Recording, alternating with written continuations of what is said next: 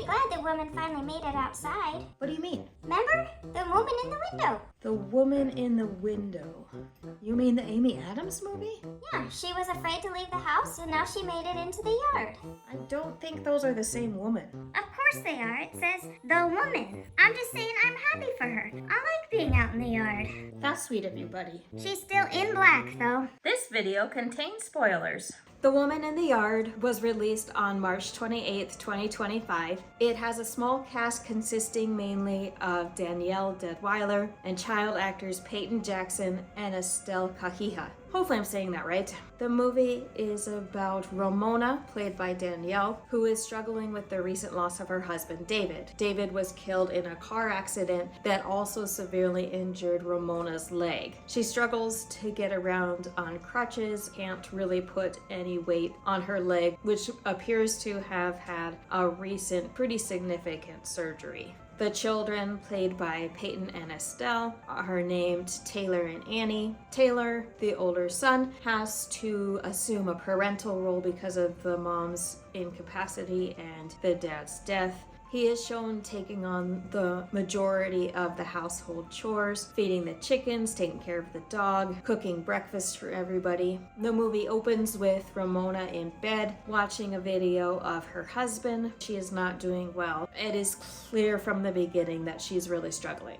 The movie opens with the power being out, but Ramona has worn the battery down on her phone because of watching the videos of her husband, so she can't call for help, and it says that Taylor's phone had recently been broke. Later on in the movie, it is also revealed the cars are both incapacitated, one of them having been in the car accident. As the family goes about their day, a woman appears in the yard. She is in black with a black veil over her face, and she's just sitting facing the house. Ramona goes out to confront her to see why she's there, and the woman offers no answers, but tells Ramona that she is there because Ramona called her. Today's the day. Ramona gets scared and runs back into the house and locks herself and the children inside. The movie follows as tensions build in the house, as secrets are revealed, and the woman gets closer and starts terrorizing them until they are forced to flee to the attic, where the woman is revealed to be one and the same as Ramona herself. She is a manifestation of Ramona's depression and Ramona's grief, Ramona's desire to unalive herself. It is unclear in the movie whether Ramona desires just to unalive herself or if it's also more sinister that she wishes to unalive her children as well.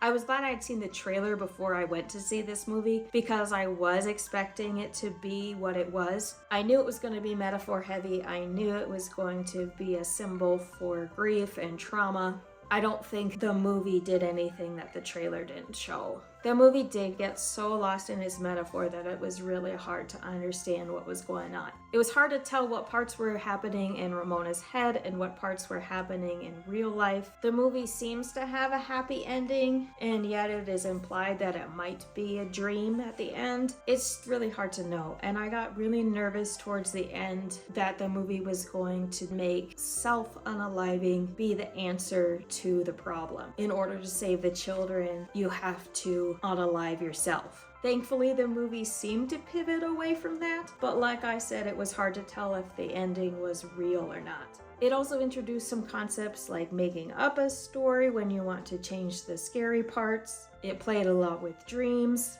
It introduced a mirror world, and none of these were really tied together. None of these were really fleshed out. It just made the movie more confusing. I thought the mirror world especially was really interesting. I wish they had fleshed that out more and be stuck with that alone for the concept, because in the movie it really didn't fit. It didn't really make a lot of sense.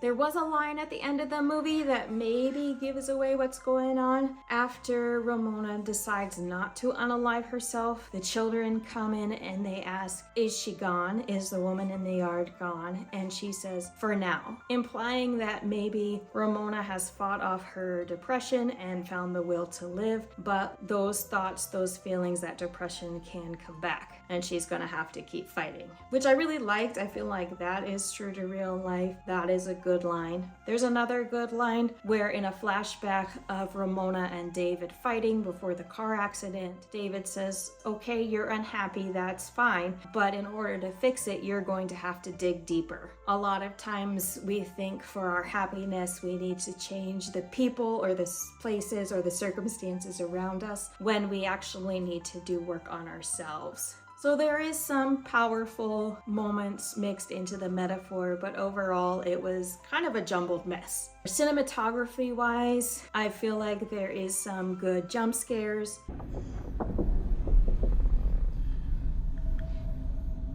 They also do some cool things with shadows throughout the movie, although I did feel like they were stealing a little bit from last year's Nosferatu. So there are some cool horror moments in the movie, but overall I don't feel like the movie does anything new. If you want to watch a metaphor-heavy movie about a mom struggling with depression while trying to raise her kid, The Babadook is probably a better watch. But if you do like jump scare heavy horror movies, you're not turned off by depression, trauma heavy movies, this one might be worth seeing, but for me there wasn't a lot it had to offer. Anyway, that's all I have for now. Thank you for watching. I hope I see you next time. Until then, take care of yourself and drink water. Bye-bye.